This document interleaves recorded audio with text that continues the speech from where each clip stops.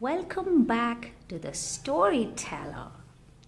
My name is Nirupa, and today I brought you a brand new story. It's called Mr. Boggle's Peculiar Day. That sounds fun, isn't it?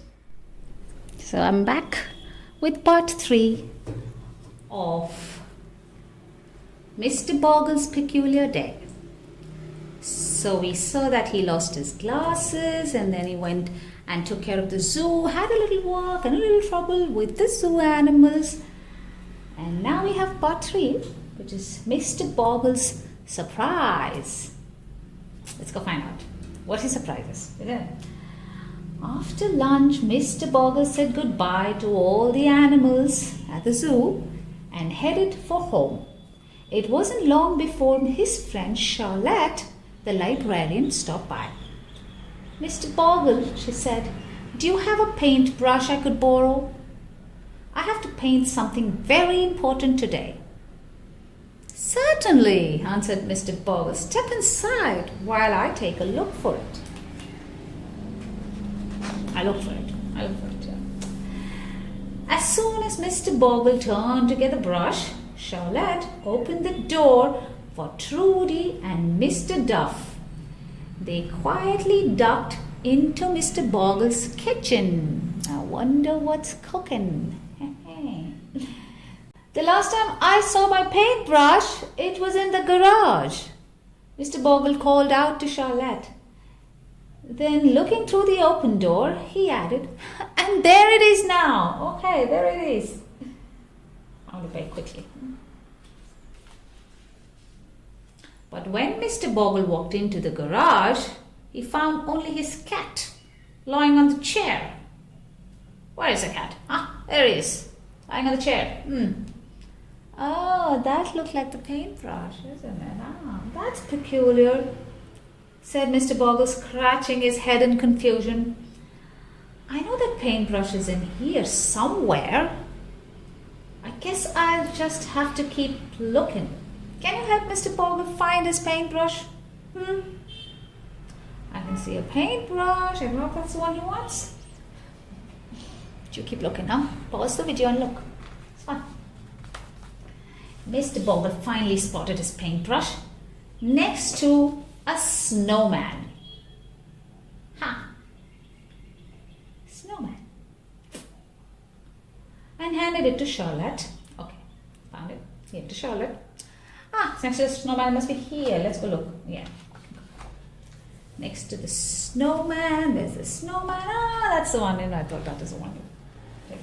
Okay. Just then, Sebastian came up the front walk. "Good afternoon, Mr. Boggle," he said. "May I borrow your guitar? I'd like to play a very special song today." "Why, of course," said Mr. Boggle. "I believe it's upstairs in the music room. I'll be right back." Mr. Boggle clumped up the stairs. "There it is," he cried, "right where I left it." While Mr. Boggle was upstairs, Sebastian and Charlotte helped Mrs. Tuttle and a few other tiptoe into the kitchen. They're having quite a party. Mr. Boggle stood in the center of the music room, and that's not the guitar. In the center of the music room, he stood, rubbing his eyes. "That's odd," he said. "I'm sure I saw that guitar right over there, near the window. Oh well, I know it's in here somewhere." He began rummaging through the cluttered room. "Do you see where Mr. Boggle left his guitar? Do you? I see it. Find it." Mr. Boggle found the guitar behind a footstool and carried it downstairs to Sebastian. No sooner had Sebastian left, however, than the doorbell rang. "My, what a busy day," said Mr. Boggle. He opened the door to find his friend Zachary, the fireman. "Good afternoon, Mr. Boggle," said Zachary. "I wonder if I might borrow your camera.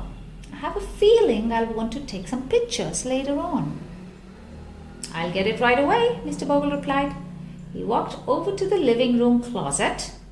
It should be in here someplace. Once again, when Mr. Boggle turned around, a group of his friends crept into the house.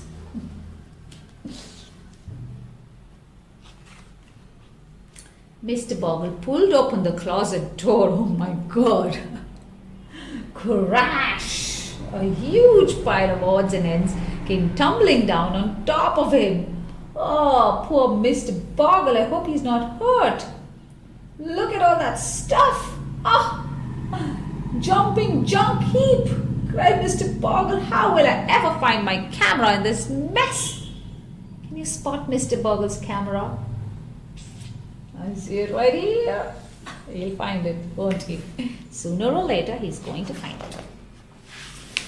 At last, Mr. Boggle found the camera hanging below a boomerang and handed it to Zachary over his shoulder.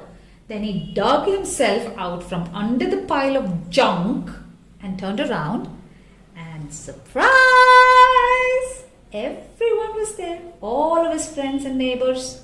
And Mr. Boggle's peculiar day turned out to be the best birthday he ever had.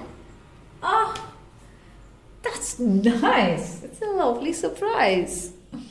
And there is a cake, and there is a camera, and there is music. Oh, lovely. That's nice. I hope you enjoyed all three stories of Mr. Boggle's peculiar day. I'm going to bring you more soon. Until then, it's bye-bye from me. Stay safe.